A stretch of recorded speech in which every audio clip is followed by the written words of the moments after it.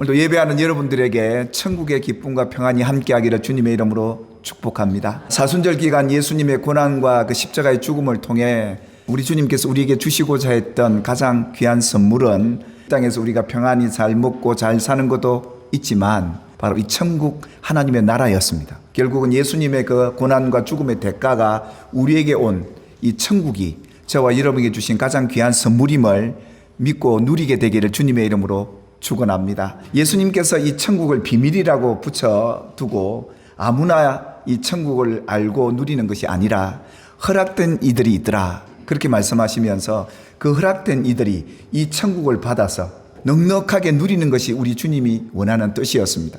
계속해서 우리가 이 메시지를 살펴보는 이유는 우리가 이 땅에서 정말 누려야 될 복이 바로 이 천국이라는 사실입니다. 날마다 이 땅에 임한 이 천국을 누리고 영원한 그 천국에 대한 소망을 갖는 저와 여러분의 신앙이 되기를 주님의 이름으로 축원합니다. 야곱의 인생의 여정에서 오늘 어떻게 그가 이 빼앗긴 천국을 되찾게 되었는지, 야복강에서 누린 이 경험하게 되었던 그 진리를 어떻게 깨닫고 누렸던 건지 오늘 이 말씀을 통해 저와 여러분이 함께 보게 될 텐데요. 여러분, 이 천국은 내가 많이 소유하고 내 인생이 잘 나가고 형통한다고 누리는 그런 나라가 아닙니다. 그렇다고 내가 가난하고 힘들고 병들었다고 못 누리는 나라도 아니에요. 이 천국은 우리 마음에서 비롯되는 것이죠. 환경과 상관없이 우리 내면에 우리 마음에서 누리는 복이기 때문에 이 천국의 비밀이 우리 마음밭에 따라서 결정이 되었던 것이죠. 그래서 좋은 밭, 이 마음을 지키고 신앙으로 감사와 기쁨과 찬양으로 살아간 성도들은 30배, 60배, 100배로 이 천국의 기쁨을 누릴 수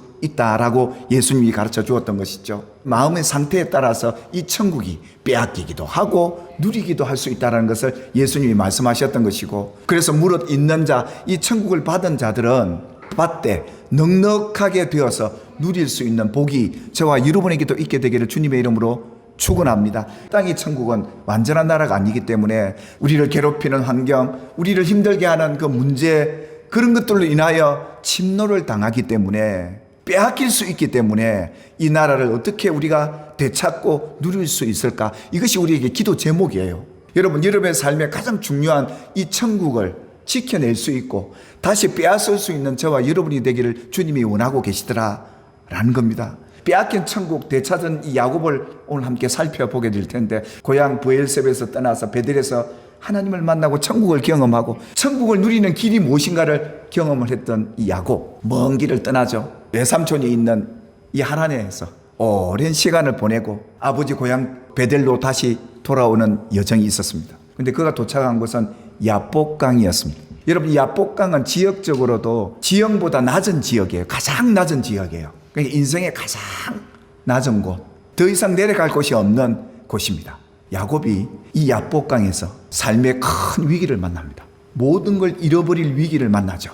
과연 여기서 어떤 일이 생겼을까? 무슨 일이 있었을까? 어떻게 야곱은 이 빼앗긴 천국을 이곳에서 찾았을까? 야곱이 맞이할 그 현실은 바로 이런 거였죠. 자기 형 에서를 만나야 하는 시점이었습니다. 군사를 거느리고 자기를 만나러 온다는 이 소식을 접합니다. 에서가 어릴 때 이 야곱을 죽이려고 했던 그 형 아닙니까? 그러니까 야곱이 그렇게 험악한 광야를 지나서 삼촌 라반 집에서 고생하게 된 그 이후의 배경도 이 형 때문이었습니다. 우리는 이런 환경 만나고 싶지 않습니다. 이런 형 대하고 싶지 않아요. 도망가고 싶죠. 지금 야곱의 심정이 어떻다는 거예요? 형을 맞이할 그 일 생각하니까 마음이 너무 두려운 거예요.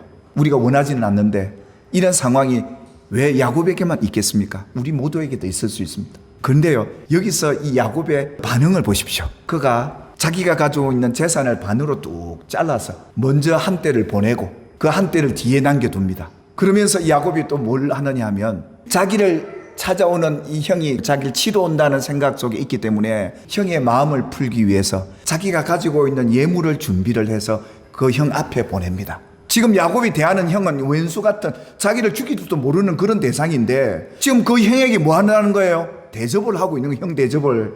그런데요, 야곱이 이럴 만한 이유가 있었지 않습니까? 도망을 가든지 안 그러면 형과 맞설 수 있는 그런 재력과 능력도 있었어요. 그런데도 불구하고 형을 섬기는 이 마음을 하나님이 보실 때 얼마나 기쁘겠습니까? 야곱은 그걸 경험했거든요. 혈혈단신으로 무일푼으로 나와서 베델에서 하나님을 만났을 때 하나님이 그곳에 함께 계셨고 그의 인생에 주관하고 계셨고 그 사람을 돕고 계시다는 이 믿음을 베델에서 갖지 않습니까? 그래서 하나님 두렵도다 하며 하나님과 만났던 그 장소를 기억했던, 하나님을 경험했던 그 천국. 근데 지금은 어떻습니까? 그 천국은 온데간데 없었던 겁니다. 그뿐이었겠습니까? 오랜 시간 삼촌 라반 집에서 그렇게 고생하면서 무일푼으로 수십 년을 일했던 이 야곱, 하나님께서 큰 재산도 갖게 하시고 식구도 얼마나 늘려주시고 종들도 많아지고, 그래서 야간 도피하다가 삼촌 라반이 뺏으려고 찾아오는데 하나님께서 이 삼촌 라반에게, 야곱에게 선악간에 어떤 말도 하지 말라고 꿈에 나타나서 삼촌까지 하나님께서 감동시켰어. 그 삼촌이 고백하잖아요. 너희 아버지 하나님이, 그때도 어떻게 보면 모든 건 다 잃을 뻔했잖아요. 야곱의 인생엔 이런 위기들이 너무도 많았어요. 근데 그때마다 누가 나타나셨어요?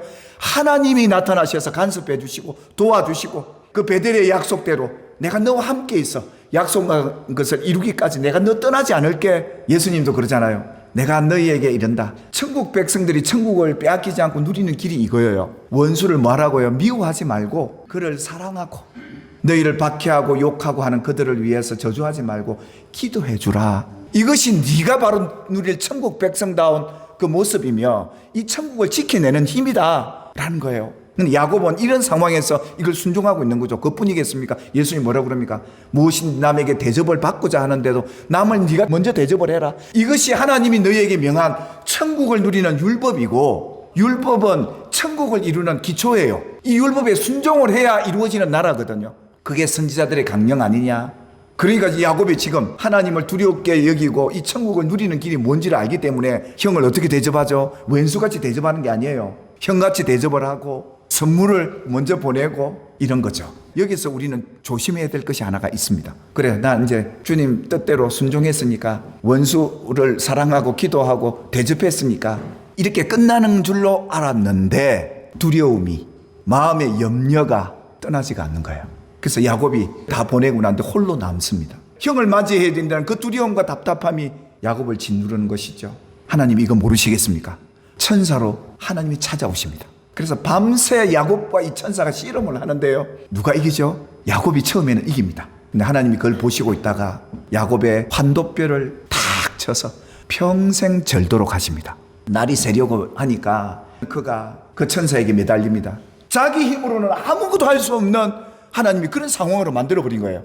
그런 야곱은 어떤 마음일까요? 나 이런 상황으로 못 살아, 나 도망도 못 가고 이제 형과 맞설 수도 없고, 그런 연약한 모습으로 그 천사에게 그러잖아. 도와달라고. 내가 축복하지 않으면 나 여기서 모든 게 끝나, 인생. 하나님 왜 그러셨을까?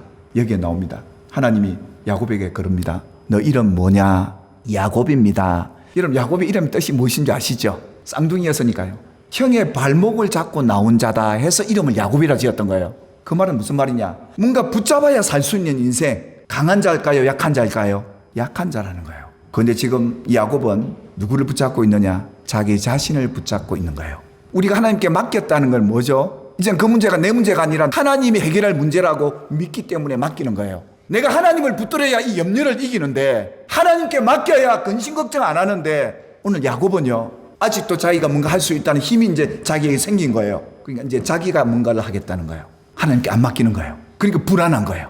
그래서 내 모든 염려를 주께 맡기라고 하잖아요. 하나님이 돌보시는데 너 왜 아직도 그 야복강에서 너를 붙잡고 있냐? 네가 할 수 있다고 한번 해보라고. 그게 밤새 싸움하는 거예요. 그게 여전히 내 마음은 답답하고 두렵고 괴로운 거예요. 이런 야곱을 아시는 하나님이 찾아오셔서 네 이름 뭐냐? 야곱입니다. 야곱, 그래 네가 누구인지 알고 살아라, 이 말이었습니다. 나는 야곱입니다. 내가 하나님 붙잡지 않으면 못 사는 존재입니다. 여러분, 이런 간절함이 있을 때 천국이 자기게 되는 거예요. 우리가 하나님을 붙잡을 때, 하나님을 전적으로 의지하고 내가 약한 자임을 깨달을 때 천국이 내 것이 되는 것인데, 야곱에게 하나님 이걸 가르치는 거예요. 왜 그렇습니까? 나중에 얼마나 험악한 일을 만납니까? 딸한테 문제가 생기고, 자식들이 살인죄를 저지르고 도망가야 될 형편도 생기고, 그때마다 야곱이 뭐라고 고백하죠? 베델로 올라가자. 이제 우리의 해결사는 하나님이신데 하나님께 맡겨야 되는데, 이 두려움 이겨내는 방법을 이 야복강에서 배운 거예요. 우리 겸손하십시다. 하나님만 의지하는 겸손한 자 되십시다. 여러분이 의지할 것은 세상의 물질도 인간관계도 아닌 하나님이심을 우리가 믿고 살아갈 때 이 천국이 내게 되는 거예요. 그러니까 이런 빼앗길 천국 현실 속에 야곱이 이걸 되찾잖아요. 그 되찾는 길이 여기 있었습니다. 하나님께서 뭐라고 그러죠? 야곱아, 너 이름 야곱이라고 그랬지? 약한 자지. 내가 이제 그 약한 자가 천국을 어떻게 누리는지 가르쳐 주마. 너 이제 야곱이라고 내가 안 부를게. 너는 이제는 이스라엘처럼 살아가게 될 거다. 이름을 바꾸세요. 이름을 바꾼다는 의미는 존재가 바뀐다는 말이에요. 약한 자로 살지 않게 하는 방법이 있는데 그 방법이 뭔 줄 아느냐? 나와 함께 해야 돼. 하나님과 함께 해야 세상을 이겨. 이 사실을 깨닫게 하시는 거예요. 내가 그분을 의지할 때 하나님께서 이스라엘로 살게 하실 것을 믿으시기를 주님의 이름으로 축복합니다. 여러분이 사람 마음 바꿀 수 있던가요? 하나님이 함께 하니까 삼촌 마음도 바꾸고 이 완악한 형 에서 마음도 바꾸셨어. 형 에서가 동생을 보자마자 너를 보니 하나님 본 것 같다고 고백할 정도로 하나님이 함께하면 사람의 마음도 바꾸어 주시고 왼수가 친구가 되고 그 어려운 환경이 천국처럼 보여지고 이것이 이스라엘로 살아가는 인생의 모습이라는 것이죠. 빼앗긴 천국 빼앗기지 말고 누리는 길도 여기 있고 겸손한 자만이 누리는 나라다. 하나님만은 전적으로 의지하는 그가 천국의 주인공이 될 수 있다. 그것을 야곱에게 가르쳐 준 거죠. 오늘 저와 여러분이 이 말씀 앞에 다시금 이 천국을 되찾는 저와 여러분이 되시기를 주님의 이름으로 축복합니다. 날마다 하나님, 나는 부족한 자입니다. 야곱입니다. 이스라엘로 살게 해주소서. 이런 믿음의 아름다운 고백과 여러분의 삶의 모습이 있을 때 여러분이 빼앗겼던 그 천국, 주님 나라 마지막에 섰을 때 그 천국을 주님 손잡고 들어가는 여러분이 되시기를 주님의 이름으로 축복합니다.